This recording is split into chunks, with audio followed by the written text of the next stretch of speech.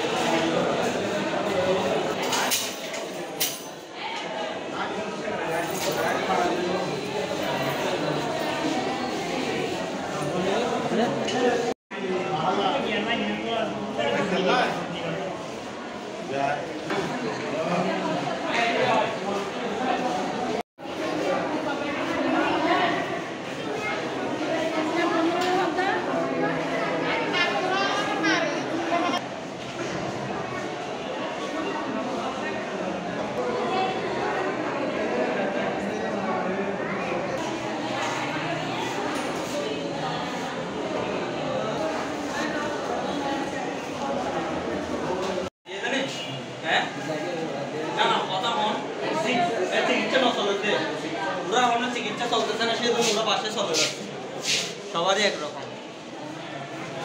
আর পরীক্ষা করতে ওরা পরীক্ষা করার পরে রাত্রে ক্লোজ করে নাও দূরে তুলে দাও